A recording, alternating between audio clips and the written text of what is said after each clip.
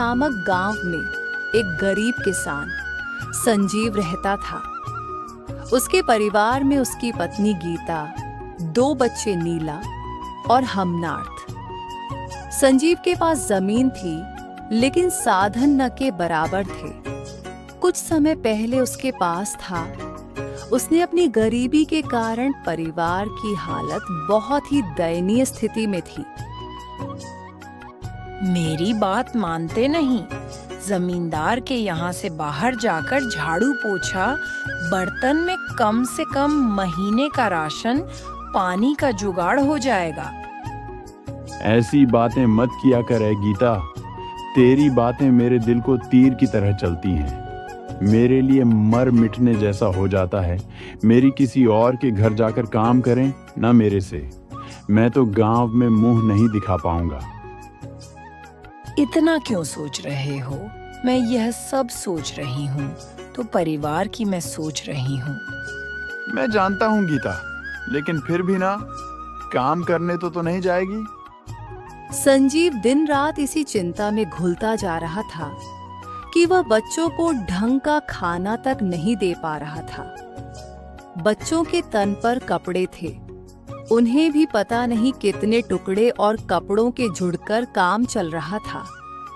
वह जब भी किसी से मदद मांगने जाता है, उसको तो उसके खेतों में ट्रैक्टर चला, तो लोग उसे इस काम के लिए पैसे मांगते, जो कि उसके पास बिल्कुल भी नहीं। गीता की फसल अच्छी हो जाएगी तो पैसे दे दूंगा। लेकिन कोई भी उसकी मदद के लिए नियुक्त नहीं। इस समय वह अपने आप को लाचार और असहाय महसूस कर रहा था, और जमींदार गिद्ध की तरह उसकी जमीन पर आंखें गड़ाए बैठा था कि कब संजीव मदद मांगने आए और वह उसकी जमीन हथिया ले। और यह बात संजीव अच्छी तरह जानता था। जमींदार जब भी कभी संजीव से मिलता तो हमेशा एक ही बात बोलता, संजीव इधर उधर धक्के खाता रहता है।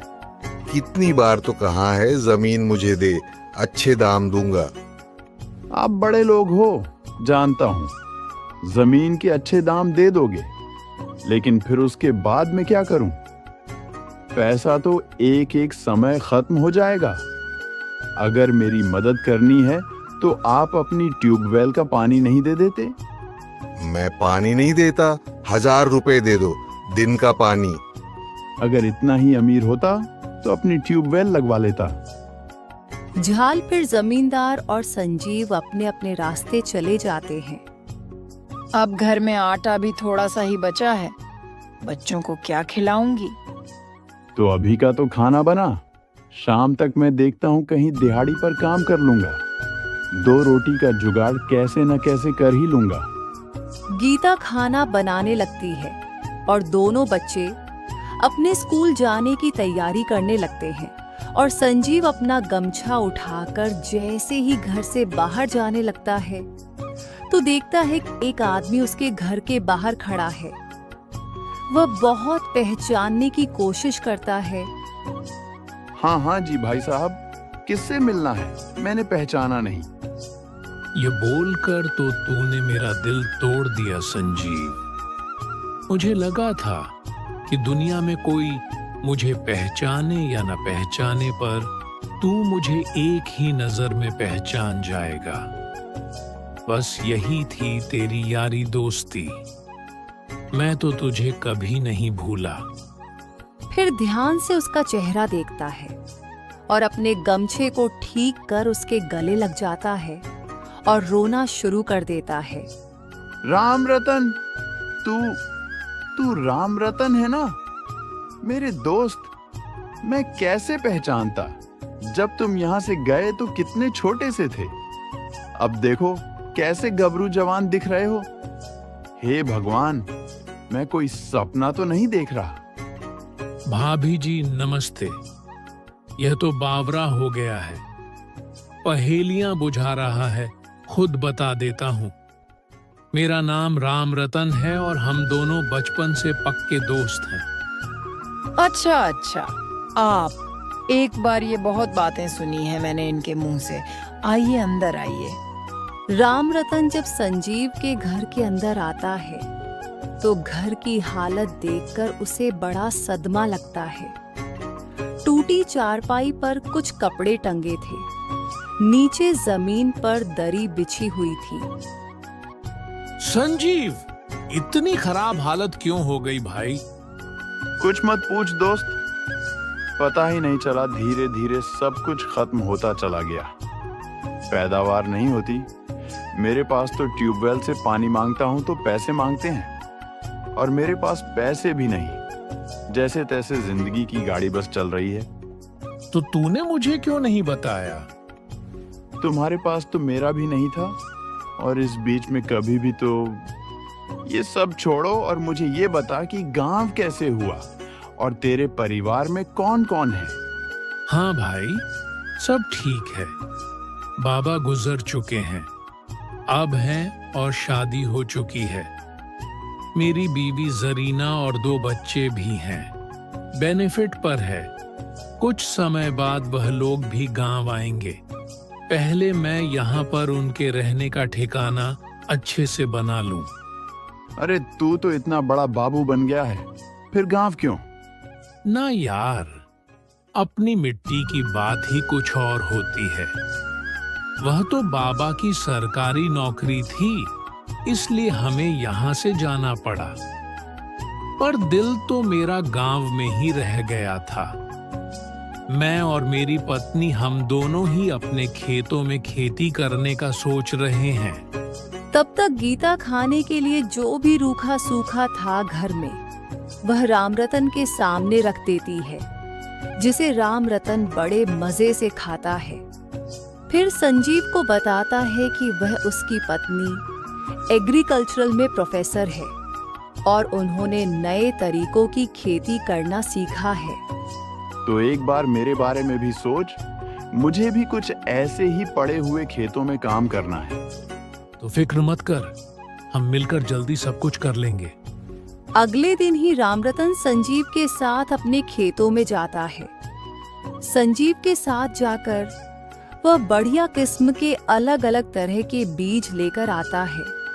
फिर उसे बताता है कि अब एक ही फसल पर निर्भर नहीं रहना है, हर मौसम के हिसाब से खेती करनी है। एक एक करके अलग अलग तरह की बातें सुनकर संजीव जैसे जैसे करता है, वैसे वैसे दोनों दोस्त अपने अपने क्षेत्रों में सक्रिय होते जाते हैं। 2 महीने बीतते ही संजीव देखता है कि उसके खेत में सब्जियों और अनाज की अच्छी फसल लहलहा रही है। राम रतन की मदद से वह मेहनत करता है और मुनाफा कमाता है। राम रतन, आज तेरी वजह से इतने कम समय में मुनाफा कमा पाया। सच में तू किसी फरिश्ते की तरह मेरी जिंदगी में आया है। कैसी बातें कर रहा है यार? हम दोनों दोस्त हैं और एक दूसरे के काम नहीं आए तो फिर हमारा क्या फायदा? परिवार और गांव से कहना कि अच्छा बना कर रख, मैं कुछ सामान लेकर आता हूँ।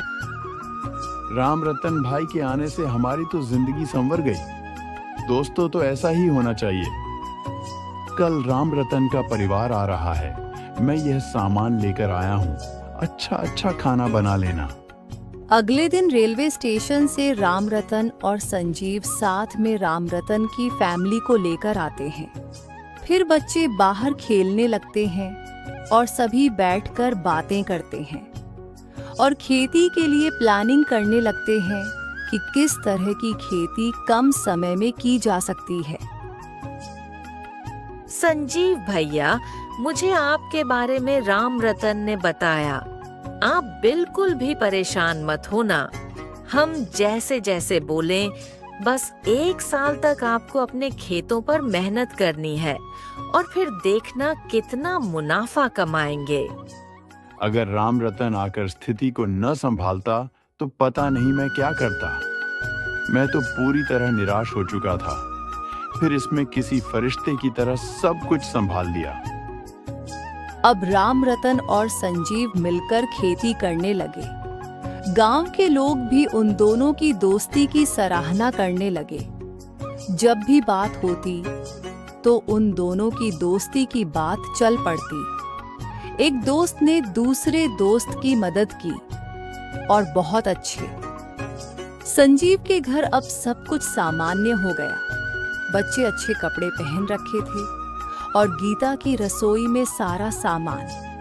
संजीव खुश रहता था और मेहनत करता था। जब भी किसी तरह की सहायता की जरूरत पड़ती, रामरतन उसके साथ कंधे से कंधा मिलाकर खड़ा रहता।